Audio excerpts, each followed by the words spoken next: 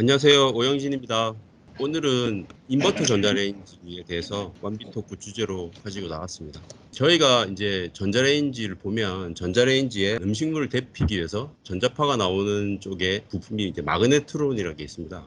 이제 마그네트론이란 게 이 전자파가 캐비티라고 보이시죠? 그쪽에 이제 음식물을 넣으면 거기서 나온 전자파가 이제 음식물을 데펴서 저희가 이제 잘 아는 그 음식 조리를 하게 되는데요. 그 마그네트론을 컨트롤하는 방식이 저희가 일반적으로 아는 전자레인지가 있고 여기에다가 이제 인버터를 적용해서 출력을 컨트롤하는 방식이 있습니다. 그래서 이건 약간 회로적인 면을 제가 붙여봤는데요. 결론은 이제 인버터가 출력을 컨트롤하느냐 아니면 릴레이, 그러니까 스위치로 컨트롤하느냐가 다르다는 걸 보여드리려고 이 정표를 하나 만들어 봤고요.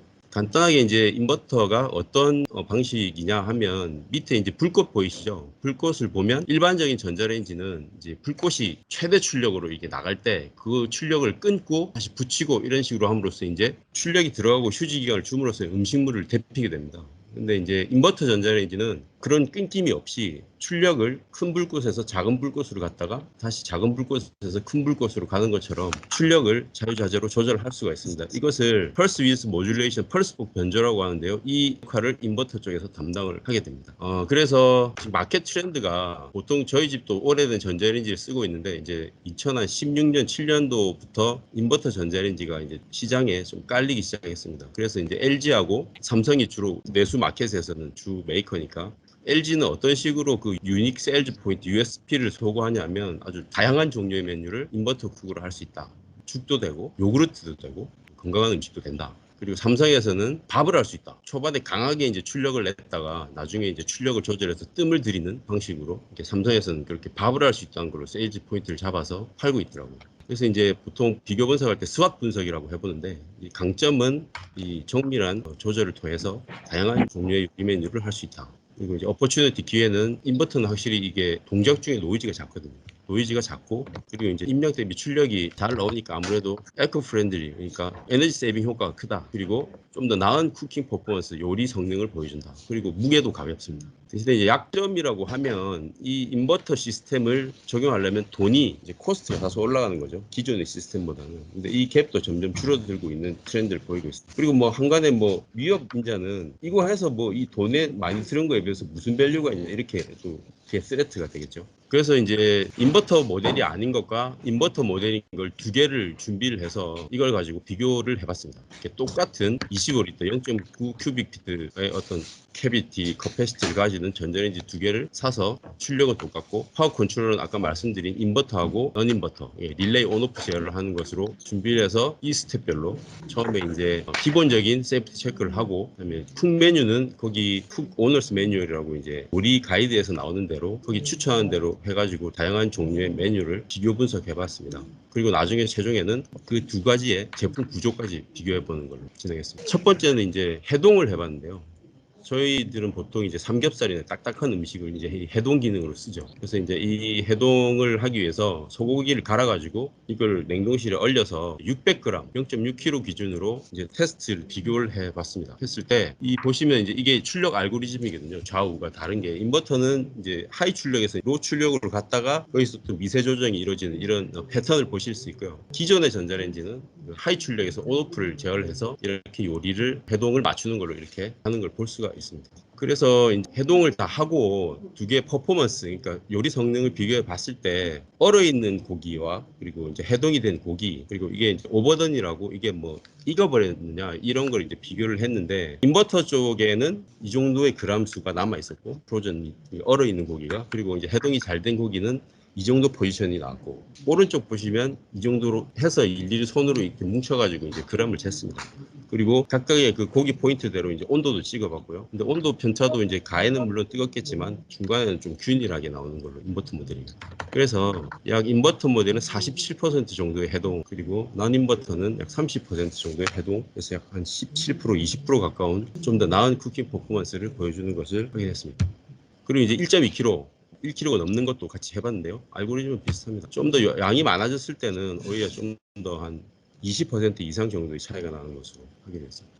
그래서 이쪽 해동 쪽에 정리를 해보니까 해동을 해봤을 때 인버터 쪽은 기존에 전자레인지 인버터를 쓰지 않았던 것보다 약 한 17% 정도의 에너지가 로스가 덜 생기는 걸로 17%가 나왔고 빼면 그 20% 정도의 에너지가 덜 소비되는 거죠. 그렇게 나왔고 그리고 해동 성능도 약 20% 정도가 더 잘 나오고 그리고 해동 균일도도 좀 더 나은 것으로 이렇게 파악이 됐습니다. 그 다음에는 이제 계란찜인데요. 포치대거라고 그러죠. 이거를 똑같은 레시피대로 했을 때 출력을 아주 불꽃을 서서히 줄여서 이렇게 이런 식으로 계란찜을 하고 오른쪽은 온오프를 해서 이제 계란찜을 하고 이걸 비교를 해봤을 때 양쪽에 이제 이 요리를 하고 나서 이제 브라인드 테스트를 했습니다. 어떤 것이 더 맛있느냐?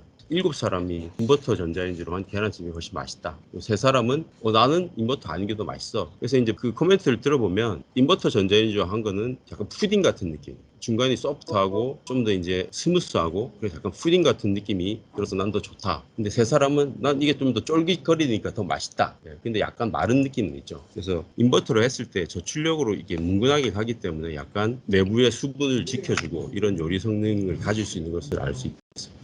다음은 이제 저희가 좋아하는 라면인데요. 라면을 해봤을 때 라면은 이제 인버터 전자레인지 아닌 거는 그냥 계속 풀파워로 해가지고 이제 요리를 하기 때문에 똑같은 레시피로 해봤을 때 6사람이 인버터 전자레인지 한 라면이 더 맛있다. 왜 맛있냐? 면발이 좀 더 쫄깃쫄깃하다. 그러니까 잘 익었고 탱글탱글하고 근데 그냥 일반 전자레인지 했을 때는 그냥 약간 컵라면 같은 느낌? 2사람 정도가 좋아했고요. 6사람이 인버터 전자레인지로 했던 라면을 더 맛있게 먹었어요. 그리고 이건 죽입니다. 이 죽을 인버터 전자레인지로 하면 쌀을 갈지 않고 그냥 생쌀을 물과 함께 넣어서 이렇게 죽을 만들 수 있더라고요. 출력도 이렇게 보면 중간에서 출력이 아주 다운돼서 아주 미세 조정이 들어가기 때문에 두 개를 마지막으로 비교해봤을 때 레시피는 인버터 전자레인지 아닌 거는 이제 죽을 만들려면 이제 쌀을 갈아서 물과 함께 넣으라고 그러는데 쌀을 갈고 이런 과정이 굉장히 귀찮고 이렇게 해먹지 않을 것 같아요. 근데 인버터 전자레인지는 그냥 쌀을 넣어서 하면 왼쪽에 보신 것처럼 죽이 됩니다. 그래서 갈지 않고 해보면 인버터 전자레인지 아닌 것은 그냥 밥처럼 되는데 좀 꽤나 오랜 시간을 해서 해도 밥이 밥 같지 않게 돼서 아무도 좋아하지 않았어요. 그래서 인버터 전자를 쓰니까 이게 죽도 가능하다는 걸 알 수 있었어요.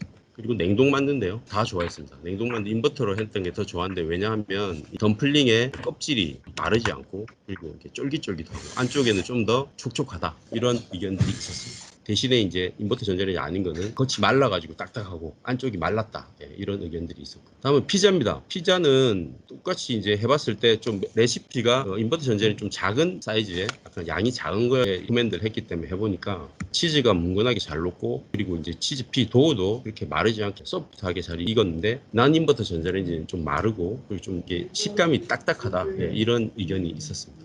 그래서 6사람 대 6대2로 이런 의견을 보여줬습니다.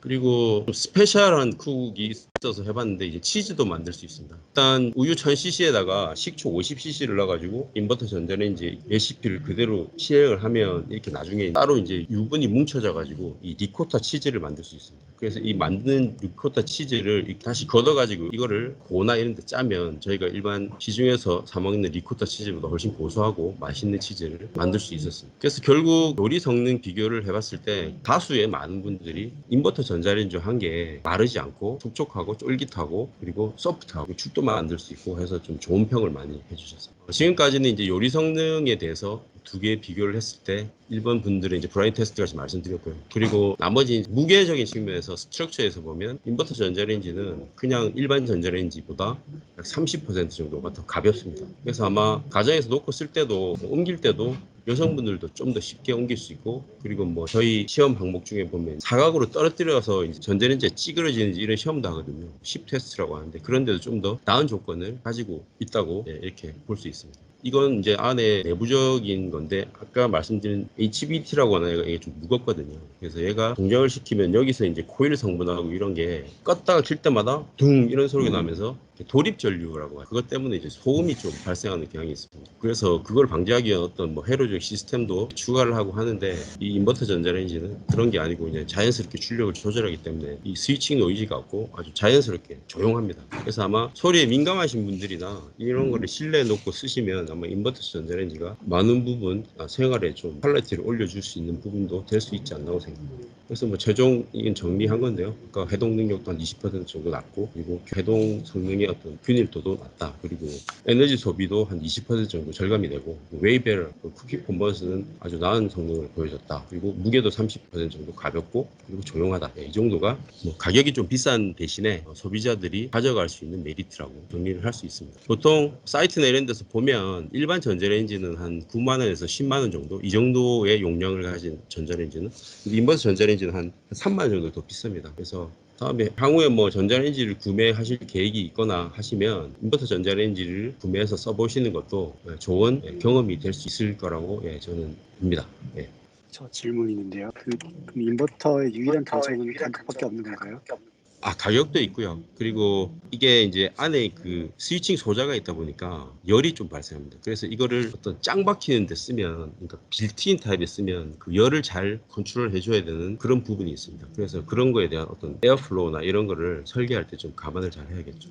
일반 소비자가 사서 쓸 때는 가격이 비싼 거 말고는 특별하게 주의하실 건 없을 것 같습니다. 그 질문 하나 있습니다. 노 인버터 타입에서 조립 전류가 발생이 한다고 말씀하셨는데요. 그러면은 이제 그 각 가정이나 이제 그 설치하는 전기 설비에 따라서 이 조립 전류 때문에 그 순간적인 그 전류량에 따라서 요리 결과가 달라진다거나 그런 것도 혹시 생길 수가 있나요? 아니, 돌입 전류 때문에 요리 결과가 달라지진 않습니다. 대신에 돌입 전류가 이제 보통 한 500ml 사이클 내에서 팍 튀었다가 꺼지는 이런 전류거든요. 취약한 이런 가정에서는 차단기가 살짝 떨어질 수 있는데, 돌입 전류를 막기 위해서 이제 부품적으로 인러시 방지용 이제 회로를 적용해서 쓰고 있습니다. 그래서 일반 전자레인지도 썼을 때 이게 차단기가 지립되거나 하진 않죠. 저도 질문이 있는데요. 지금 봤을 때는 인버터 전자레인지가 장점이 되게 많은데 앞으로 전자레인지를 대체할 가능성이 있다라고 보시나요? 방향성이 이쪽으로 가게 되는지.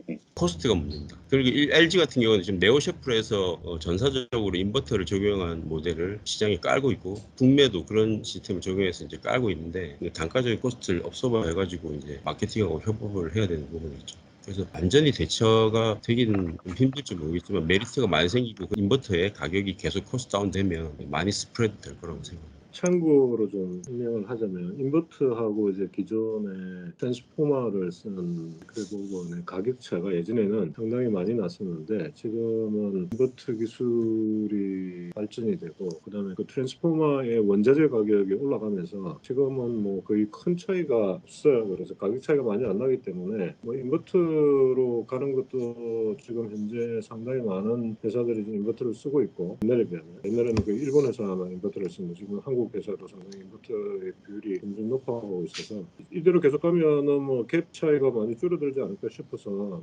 자연스럽게 인버터가 트랜스포머를 쓰는 제품을 대체를 하지 않을까 예상을 해봅니다. 추가 질문 없으시면 제 발표는 여기까지 마치도록 하겠습니다. 감사합니다.